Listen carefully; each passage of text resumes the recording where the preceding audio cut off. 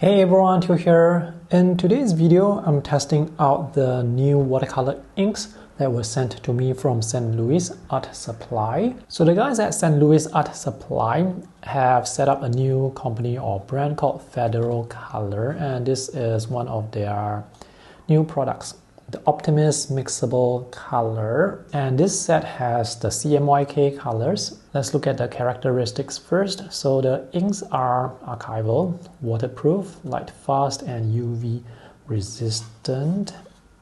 And here it says that the ink is made from shellac, which is an ancient organic resin that dries waterproof and UV resistant. Now, do not use this in fountain pens, and when you are using the inks with brushes, try to keep the brush wet, because once the shellac has dried, it's going to clog the pen and it's going to damage the brush. And this is a letter from Carson Monetti, their product director, that talks about how fun it is to use traditional media compared to digital media when it comes to creating art, and he is correct. Okay, so let's have a look at the bottles. There are actually more colors sold on their website, and they can be purchased individually or in sets like this, and the price is around 14 to 17 or 18 US dollars per bottle. Now this set of CMYK Plus is 96 US dollars. This bottle of colorless liquid, which is not that colorless, is actually shellac, which is usually used as a sealant for coating surfaces. So this will give you that waterproof quality. CMYK, in case you do not know, are actually the colors or the inks that are used by printing presses for printing. Let's have a look at cyan. So this is a 50 ml bottle of phthalo blue with the pigment PB153. And it says here that the ink can actually be used with dip pens. However, the design of this bottle, let me just open this up first. You have to push down the cap and twist it so that you can remove the cap. Yep, so we have a nozzle here. So if you want to use the inks with dip pens, you can actually buy the inks in glass ink bottles instead of the plastic bottles. For yellow, we have benzimida azulone yellow, PY154. Magenta is quinacridone magenta, PR122. Black is carbon black, PBK7. And for the white, it's titanium white, PY6. There is a lot of pigment in the bottle, and they will settle at the bottom if you don't use the ink for long periods of time. So before you use the ink, you have to shake up the pigment. You have to mix the pigment with the binder. There is actually a bead inside to help with the mixing, but I think it's stuck in the pigment, because after shaking the other colors for a while, the bead would become loose. After shaking this for 5 minutes, the bead did not become loose, so I have to just open this.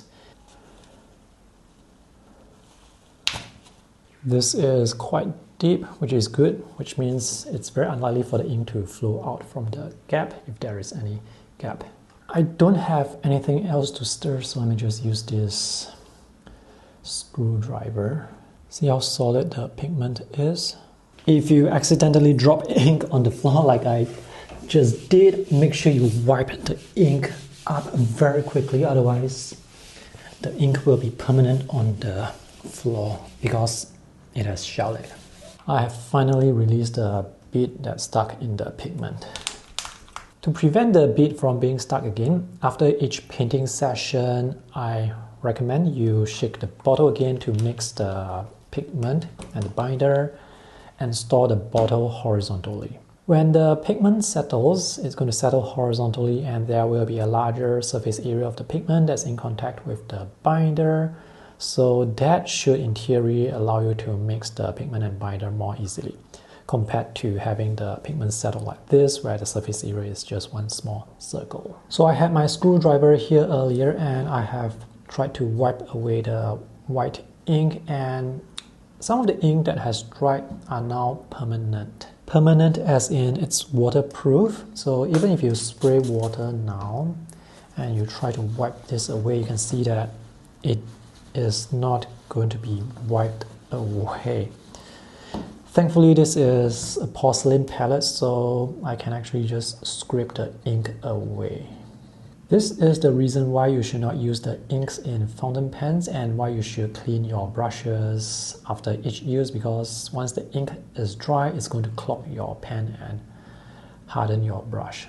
And you may want to use a separate palette just for the shellac inks. So this is my watercolor palette, and I'm going to use this only for watercolor and for gouache. For the shellac inks, I'm going to just squeeze the inks inside these disposable pens. And remember to cap the bottle immediately. Alright, let's paint with the blue. This is definitely phthalo blue and it behaves quite similarly to watercolor, concentrated watercolor. So after just a few strokes, I have to get more ink out. Okay, let's add some, you know what, let's spray some water on the paper surface and see how the ink blends. By the way, the paper that I'm using is actually not that great. So let me just wet the surface and see what happens when I draw a line across. I'm going to test the ink on top quality paper. So this is 100% cotton paper. 1, 2, 3. So you can see the ink is not moving even on the 100% cotton watercolor paper. So this is probably not an issue with the paper, but with the ink. And now I'm going to use like watercolor.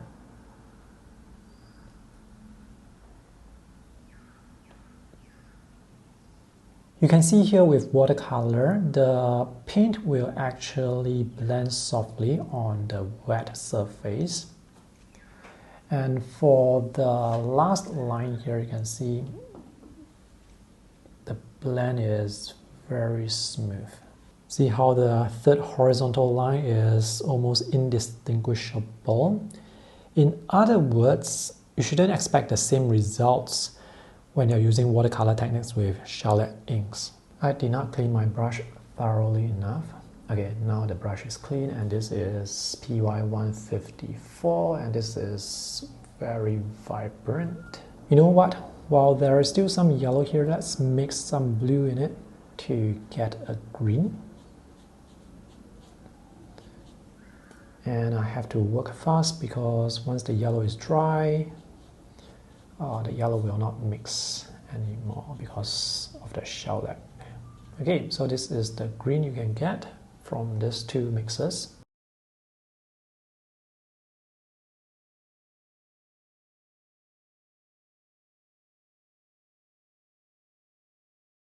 And let's mix magenta with yellow. Okay, so this is what you can get. Let's see what you can get if we add more yellow. And let's see what will happen if I actually spray some water, just so that this can flow more easily. I'm not sure if I should be using like watercolor techniques.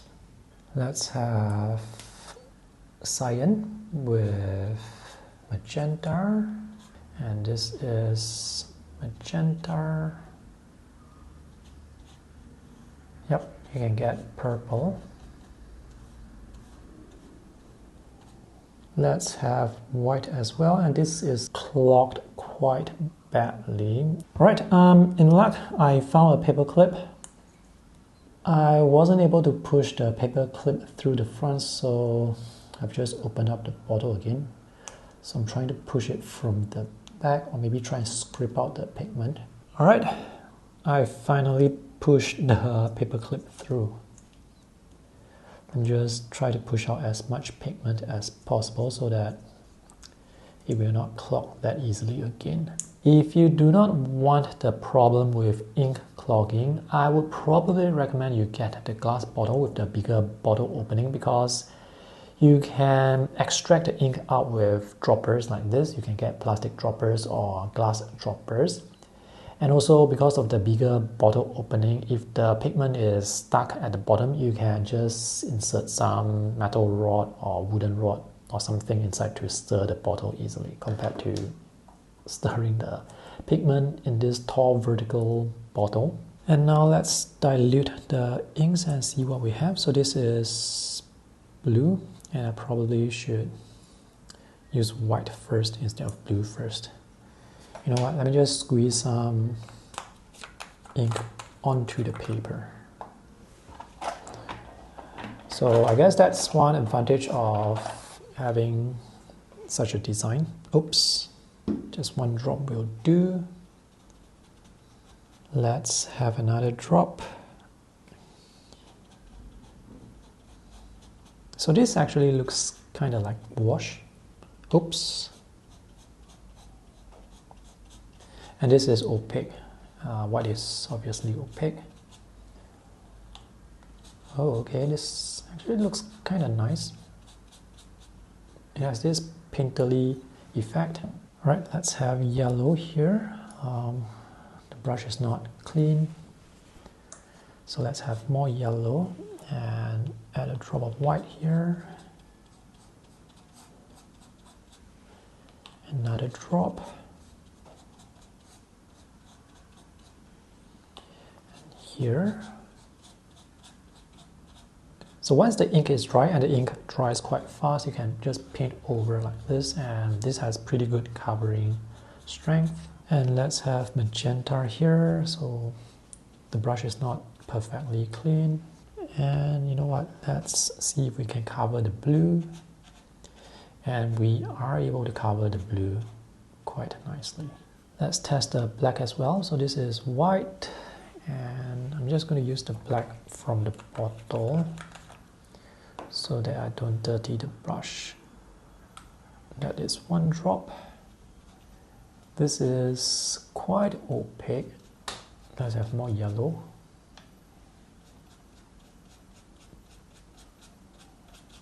Okay, I'm done here. Remember to wash the brush properly. Oh, and remember to cap the ink bottles after use immediately, otherwise the ink is going to dry up and it's going to clog the nozzle. I forgot about that. So this is not really a review, but more of a first impression test, because I didn't paint anything with the inks. So hopefully I can find some time to paint something with the inks and talk more about the painting workflow. I've got to say that the colors, they do look nice. Cyan green, yellow, magenta, the orange with ink mix with some water added. We have purple. And the colors or the inks look opaque enough. You know what, I'm not sure if it's truly opaque, so let me just paint some yellow on top of purple. Let me squeeze out some yellow. I suspect this is not opaque enough because my brush has some water. So this is concentrated ink. Nope, it's not opaque. So to make the ink opaque, you have to add or mix it with white or black. One last thing I forgot to say is the ink will dry with this matte surface finishing.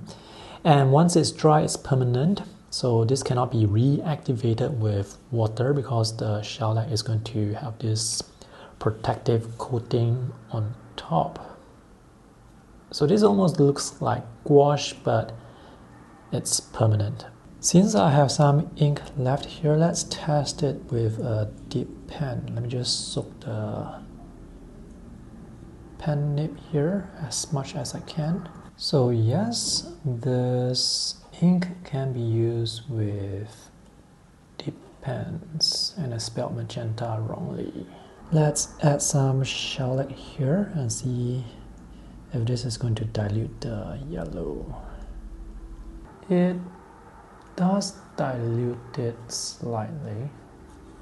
Alright, so if you guys are interested to buy these inks, you can check out the purchase links that I have for you in the video description below. And before you go, do consider supporting my YouTube channel by supporting me on Patreon. Thanks for watching. See you guys in the next video. Bye.